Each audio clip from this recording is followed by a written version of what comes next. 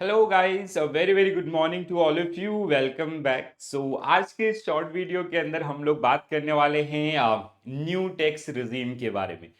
हाल ही में आपका budget present किया गया, तो उस बजट के अंदर आपका जो टैक्स स्ट्रक्चर है उसमें थोड़ा बहुत चेंजेस आपके लेके आए गए हैं। क्या ये चेंजेस हैं और क्या प्लान है आपके गवर्नमेंट के with these particular changes, and कैसे ये आपके इनकम के ऊपर आपका इम्पैक्ट डालने वाले हैं, उन सब एरियाज के ऊपर हम लोग डिस्कशन करने वाले हैं। ठीक है, तो आई होप अभी तक आप लोगों ने ये जो नया चेंज है ये आप लोगों ने देख लिया होगा। तो न्यू वर्सेस ओल्ड का कंपैरिजन भी हम लोग करेंगे, और कब ये आपको ऑप्शन मिलेगा उसके ऊपर भी हम लोग बात करने वाले। पहली चीज ऑप्शन के ऊपर बात कर लेते हैं सबसे पहले। ठीक है, देखो क्या होता है, जैसे आपके let's say if you are working with a bank या any organisation, they will ask you to opt new one और ओल्ड वन। ठीक है, तो जब हम लोग आपका सेल्फ डिक्लेरेशन भरते हैं आपका ऑर्गेनाइजेशंस के अंदर, जिसके हिसाब से वो आपके अकाउंट में से टीडीएस को डिक्लेयर कर रहे होते हैं, तो वहां पे आपके पास ऑप्शन आएगा, आप न्यू रिजीम को सेलेक्ट करना चाहते हैं या फिर जो ओल्ड वन 2023-24 के अंदर जिसमें 3 लाख रुपीस के आपका मल्टीपल में स्लैब बनाए गए थे, उनके ऊपर आपका ये ऑप्शन आपको बहुत जल्दी आपके ऑर्गेनाइजेशन के अंदर देखने के लिए मिलेगा। ठीक है, अब देखो दोस्तों क्या होता है कि अगर हम लोग बात करें टैक्स रिजीम का, इंडिया में आपका इनकम टैक्स जो काम करता है, income tax act 1961 and income tax act rule income tax rule 1962, ये एक्ट आपका जो कहीं ना कहीं गवर्निंग एक्ट होते हैं। अब इसमें जो चेंजेस होते हैं वो चेंजेस आपके आते हैं फिनेंस एक्ट के through. Finance act means budget, आपका बजट को पार्लियामेंट में जब आपका इन बिल्स को प्रेजेंट किया जाएगा, अगर उसके ऊपर सहमति होती है, अगर वो पास होता है, तो that is known as finance act. ठीक है, जो अभी जो पार्लियामेंट्री सेशन चल रहे हैं उनमें इनके ऊपर डिस्कशन होगा, देन फाइनली ये आपका इंप्लीमेंट हो जाएगा। ठीक है, तो इनकम टैक्स एक्ट 1961 के अंदर कंटिन्यूअस आपका जो चेंजेस रहते हैं हर साल यूनियन बजट के अंदर, जो आपको देखने के लिए मिलते हैं। तो सबसे पहले अगर हम लोग बात करें नए टैक्स रिजीम की, ठीक है, तो ये जो न्यू टैक्स रिजीम आपका है, इसमें आपका स्लैब जो रखा गया है, बेसिकली इंडिया में जो इनकम है या जो टैक्सेबल इनकम है, that is based on ability to pay principle, ability to pay principle and progressive tax rate आपका रहता है। प्रोग्रेसिव मींस आपकी इनकम जितनी ज्यादा होती जाएगी उतना ज्यादा आप टैक्स कंट्रीब्यूट करेंगे। ठीक है, और एबिलिटी टू पे, उसके लिए टैक्स स्लैब्स आपके होते हैं जो आपको स्क्रीन के ऊपर दिख रहे हैं। ठीक है, 0 to 3 लाख आपका नील, आपका 3 lakh to 7 lakh 5%, 7 lakh to 10 lakh 10%, 10 to 12 lakh आपका 15%, 12 to 15 lakhs आपका 20%, and above 15 lakh it is 30%। अब यहाँ पे थोड़ा सा एक चीज समझने वाली है, जैसे सपोज दैट हम लोग थोड़ा केसेस ले लेते हैं। ठीक है, there is a person whose income is suppose that 4 lakh. एक पर्सन है आपका मिस्टर ए, जिसकी एनुअल इनकम है आपका कितना, 4 लाख रुपए। तो सवाल ये उठता है क्या इसको टैक्स पे करना पड़ेगा? एज पर टैक्स शेड्यूल ये आता है इस कैटेगरी के अंदर। ठीक है, अब बट सवाल ये यहाँ पे जो स्टैंडर्ड डिडक्शंस आपके हैं, ठीक है, वो कितना है और अमाउंट कितना टैक्सेबल होगा। तो देखो क्या है, अगर हम लोग इसकी बात करें 0 to 3 lakhs, इसके ऊपर कोई भी टैक्स नहीं होगा। अब ये 1 to आपका इसका जो इनकम है कितना है, 4 लाख। ठीक है, 1 लाख जो आपका रिमेनिंग है वो टैक्सेबल है एज कितना, 5%।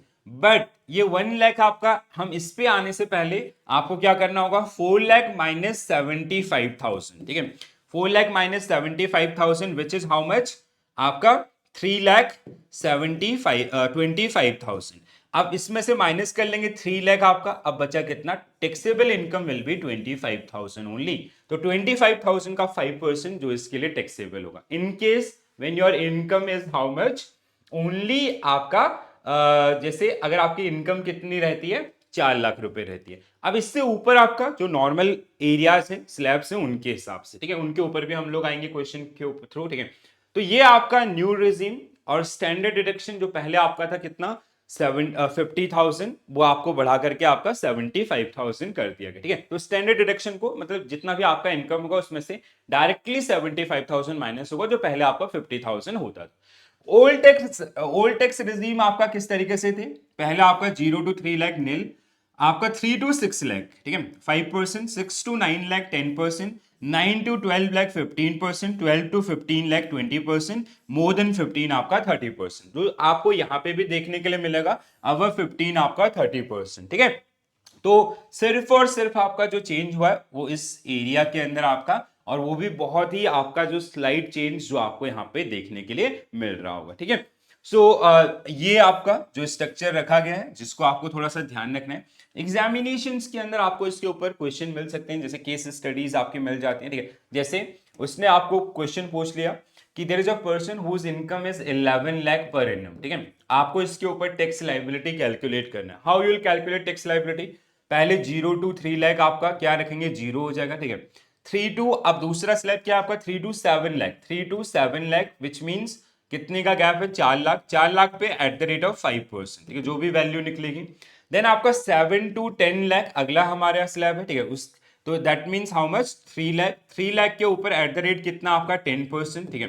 देन आपका 10 to 12 लाख, 10 to 12 लाख आपका, अब यहाँ पे हमारी इनकम कितनी है, 11 लाख, ठीक है। सो 10 to 12 लाख इस स्लैब में ये आता है, तो आपका 1 लाख रुपीज पे एट द रेट ऑफ 15%, ठीक है। तो इन सब का जो टोटल होगा that will be tax liability for this particular person, ठीक है। अब देखो हमेशा आपको ध्यान रखना, कई बार आप लोग क्या करते हो कि जैसे इसकी इनकम है आपका 11 लाख रुपए, आपको लगा कि ये इस टैक्स ब्रैकेट के अंदर आता है, ठीक है, 10 to 12 लाख वाले ब्रैकेट में आता है, तो आपने 11 लाख रुपए के ऊपर एट द रेट ऑफ 15%, नहीं, वो बिल्कुल सरासर गलत है। उसकी वजह से उस कैलकुलेशन में जो टैक्स का अमाउंट है वो बहुत ज्यादा आ जाए।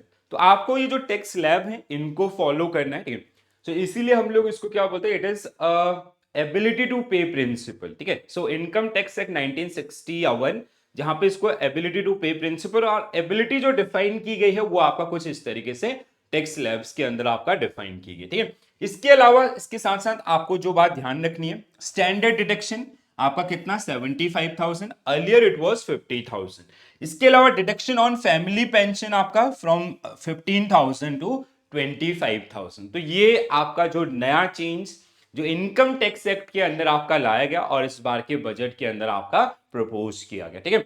तो प्लीज ध्यान रखें इस सबको आपका। अब जैसे अगर आप वर्किंग प्रोफेशनल हैं, definitely you will get an option to opt new one. New one means this one, ठीक है। आप इसके हिसाब से टैक्स फाइल करना चाहते हैं या फिर ओल्ड वन आपका इसके हिसाब से जाना चाहते हैं, ठीक है। आपके पास दोनों ऑप्शन रहेंगे, आप दोनों में से कोई भी आपका ऑप्ट करके चल सकते हैं, ठीक है। तो अगर आप बोलेंगे सही कौन सा है, वो डिपेंड करता है इनकम लेवल के ऊपर। अगर आपकी इनकम है अराउंड 12 लाख के या 11 लाख की इनकम है, so new one will be beneficial, ठीक है, जो अभी नया आया है। बट अगर आपकी इनकम है आपका 20 लाख 30 लाख, सो फिर ज्यादा कोई फर्क आपका पड़ने वाला नहीं है, ठीक है। तो ये आपका जो न्यू टैक्स रेजीम जो आपके यहाँ पे नया इंट्रोड्यूस किया गया जो बजटरी सेशन है उसके दौरान। अगर इस पे आपकी कोई भी क्वेरी होती है तो आप अपनी क्वेरीज को कमेंट्स में लिख सकते हैं, I definitely get back to you. और ऐसा कोई भी और टॉपिक जो बजटरी अनाउंसमेंट के अंदर आपको नहीं समझ में आया तो वो भी आप मुझे सजेशंस में लिख सकते हैं, I definitely come up with video on that particular topic also. So आज के लिए इतना ही कहते हैं, I see you tomorrow at 7 AM। हर दिन आपका सुबह 7 बजे मैं आपके लिए टॉपिक लेके आता हूँ और उसके हम लोग एक like within 10 minutes we try to summarize that particular session or that particular topic, right? I hope सबको पसंद आ रहा होगा। तो कैसे लगा जरूर बताएं कमेंट्स के through. I'll see you tomorrow at 7 AM. Till that time, bye bye, take care all, have a nice day, thank you.